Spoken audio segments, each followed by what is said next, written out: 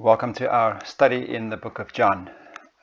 It is a short but very powerful little passage that we are going to look at. It is the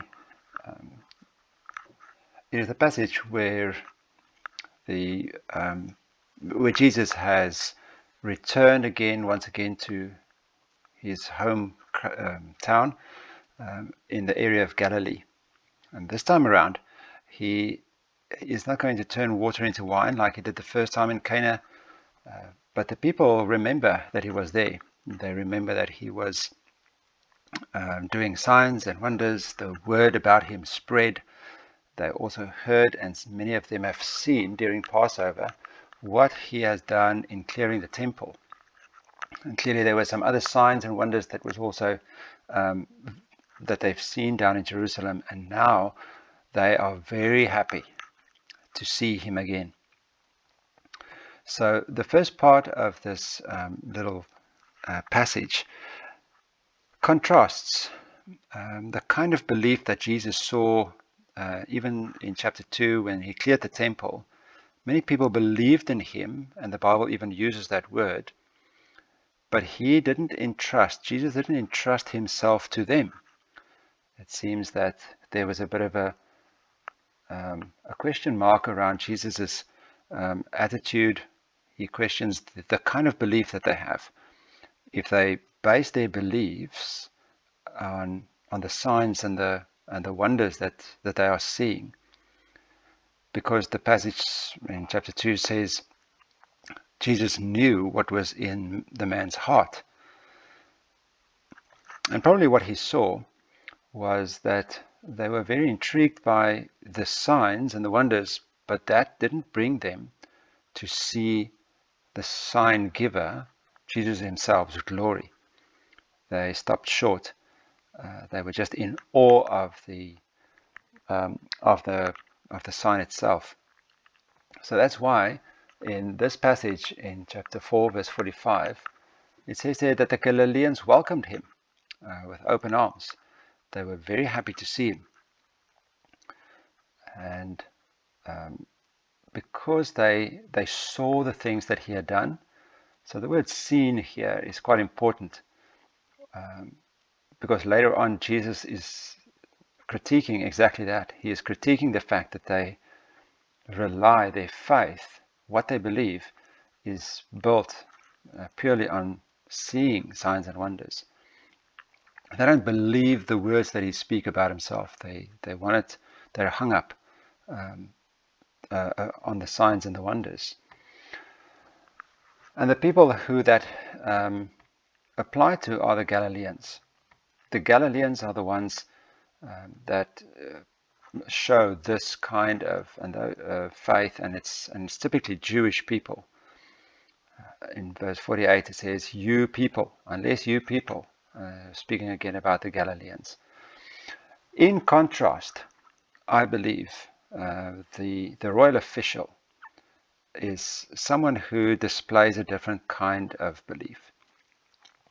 Even though Jesus rebukes him in verse 48, after he begged Jesus to come and heal his son, I think John, at least, knowing where the story is going to contrast. And the very first part of the passage, I think he is contrasting this man, this royal official's kind of belief with that of the Galileans. It says this man, and the kind of belief he has says, he didn't come to Jesus, he didn't welcome Jesus like the Galileans welcomed him. He came to seek him in order to ask him to do him a favor, to beg him to come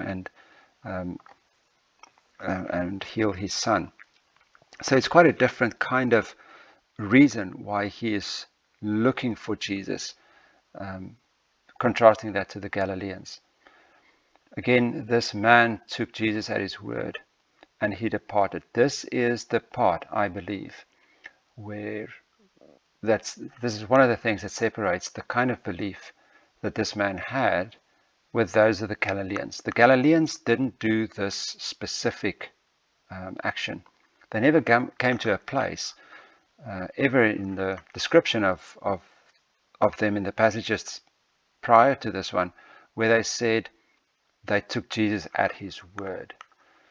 This man put himself under Christ's authority. When Jesus said to him, "Go, your son will live," this man was a royal official. He didn't listen to a lot of people, but because he probably served in Herod's temple, he then was very well accustomed to what it means to listen to authority.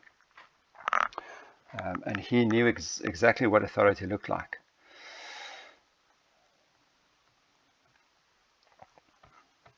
So when Jesus said, "Go, your son will live," he realized that this is a man who speaks with authority, and he chose to obey him. He chose to put himself under the authority of that person, of Jesus himself. So what was the result of putting himself under the authority of Christ? When he inquired as to the exact time when when his son got better, he saw that it was exactly the time when Jesus spoke. It was 1 o'clock in the afternoon. And then the Father realized. And I believe that this is the second miracle that this passage is pointing to. The man does two things. The one in verse 50 says he had put himself under Jesus' authority. I think that is something we all can do. That is something that true belief is the sign of. When you put yourself under the authority of Jesus Christ and says, you are in control of my life, you are in control of what I should and shouldn't do. Then he sees the sign, he sees the miracle, that the timing of Jesus' healing was exactly the same time when the fever left. The second miracle, I believe, is in verse 53. Then the Father realized, because that is something that none of the Galileans had actually come to. It's not a point where they came to realize who Jesus was. And that resulted in him and his whole household also believed.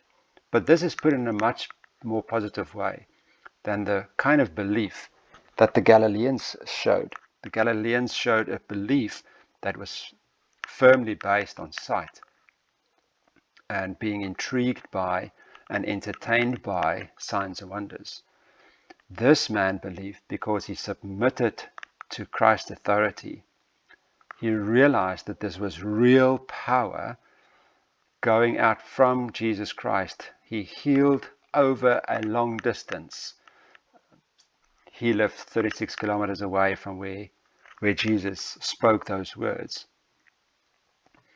And Jesus healed his son immediately. And he put those things together. And then in verse 53, he realized.